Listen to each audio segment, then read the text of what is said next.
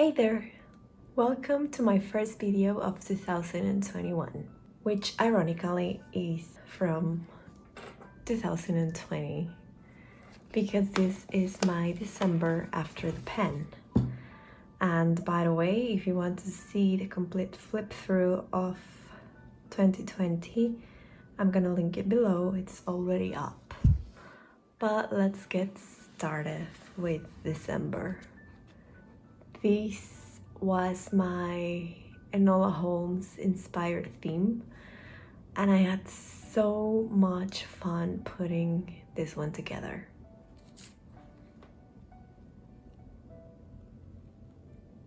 It took me a while to figure out how to scramble the letters so that it would kind of make sense in every word, but at the same time, of course, it does not make any sense.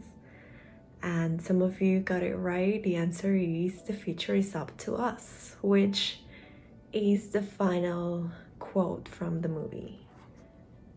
The good thing about inspiring your themes on movies is that you have so much details from which to grab. Like this frame is from the ending credits. The quotes, of course, are always useful, and then again, the little characters that appear. There's always so much richness into a movie that the inspiration is endless.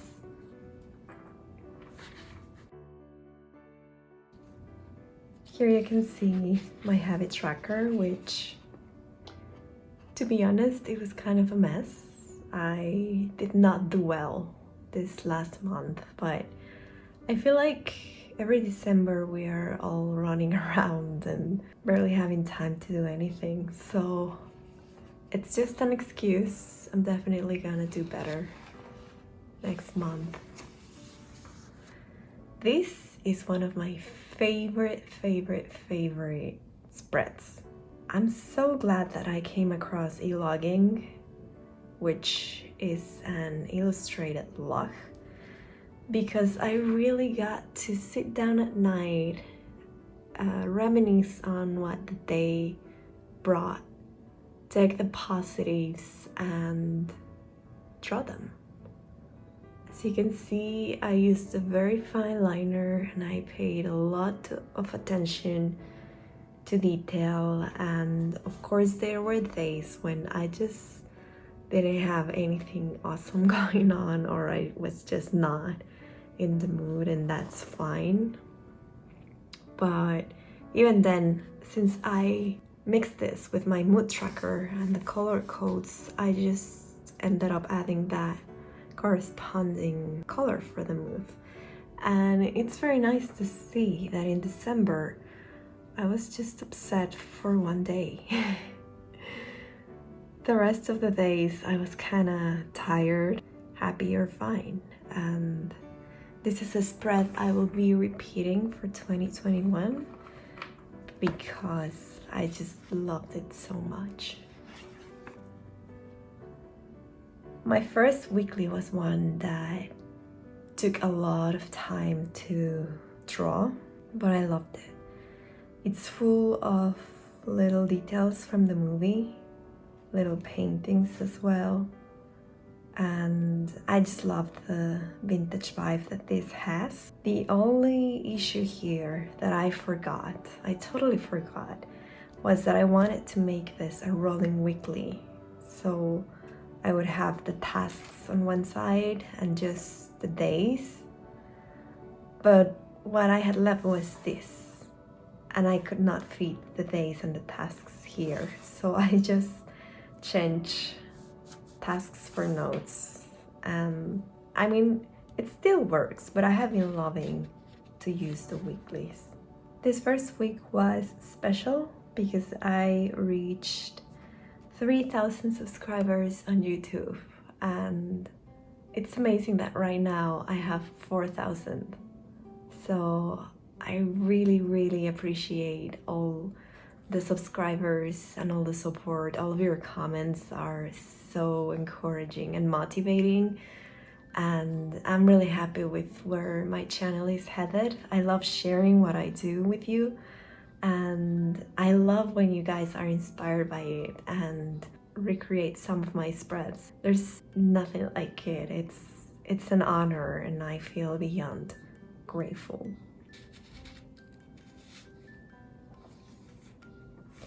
For the next one, I really wanted to use a header from the movie. So what I did, if you've seen my Instagram TV where I post those weeklies every week, is that I took a picture of the screen and then opened that picture in Procreate, an app for digital drawing, and I just traced over it. For this week, I also didn't do it as a rolling weekly, but I was not so busy, so I guess it really worked out. The highlights of this week were that on December 13th, it was my parents' anniversary, and it was just amazing. We got together through Zoom with my sister, and we gave them their presents, and we wrote letters, and it was just amazing. It's one of the best days of the year, and I really look forward to it. And by the way, that was the day when I gave my mom her personalized bullet journal, the one you see in my minimal bullet journal series, and she loved it. I've already gave her lessons on it, and she's doing her best to use the method and get organized. I'm really happy that she was really happy with it. I will be uploading monthly setups of that minimal journal because I know many bullet journalers prefer that side of journaling, which, to be honest, is more like the original method. All of the embellishments are a bonus for those of us who use it as a creative outlet as well. One of the things I want to share is that using tissue paper on your bullet journal, although it might seem fragile, writing on this is just a really nice feeling. I'm going to show you a picture of my mental inventory where I actually wrote with a gel ink pen over this kind of paper, and it was such an enjoyable experience that I think I'll be repeating that for some of my future spreads. But yeah, tissue paper is definitely my new thing. For this week, I had already run out of pages, so what I did was stick this craft paper in the middle of 2 pages so that I could have that extra space that I needed.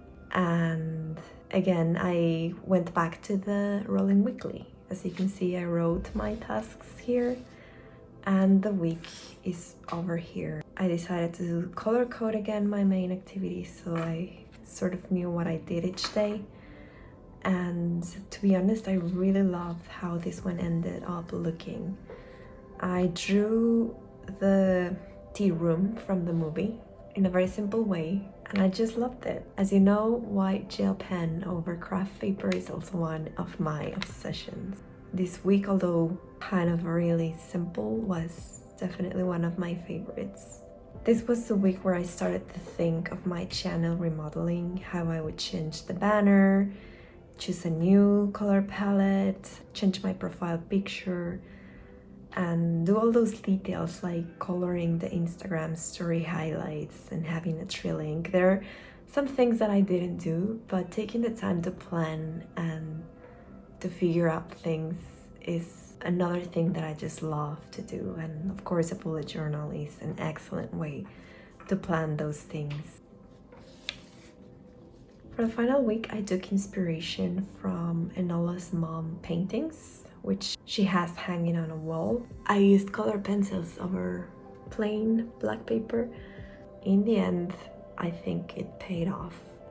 Again, it's like a simple weekly, but with intricate detail, which, you know, I enjoy a lot doing. This was the last week of December, and it was just 5 days. The highlight was Thursday because I went to my friend's house. She got back from the States with some things that I ordered, and others that she gifted to me. And I can honestly say it was the best ending to a very ugly year. I finally got in my hands the Bullet Journal Edition 2 notebook, which was released just on December 1st. But shipping to Mexico is crazy, so I ordered it from the States and she brought it for me. I also ordered some artisan markers, and then she brought these delicious peanut butter Oreos and apple cider and all those amazing sweets from the American culture that I was just blissful.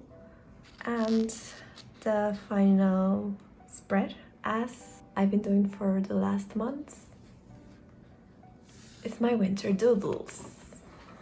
I am obsessed with water-based ink. As you can see, it gives the drawings this beautiful effect that, again, it reminds me of vintage drawings. And I just love doing these every single month. I do those the first thing in the morning, and it's a very relaxing time for me. And when I upload them to my stories on Instagram, I get comments on how cute they are. And reading those comments keeps me motivated to keep on doing those, which are also a great way to practice drawing and other techniques. So I will be keeping this up for as long as I can, and I have the time for it. And I think that's it. It's really time to close this notebook for good. It's kind of a bittersweet experience because this journal really helped me through 2020. It was an awful year, but with the aid of the bullet journal, I was able to stay organized and be productive. So anyways, I hope you enjoyed the video. Please let me know your thoughts in the comments. I love reading your comments, and I have been able to respond to each one of them. So thank you so much for being here and supporting my channel. And if you would like to continue following my bullet journal journey, then don't forget to subscribe. And as always, thank you so much for watching.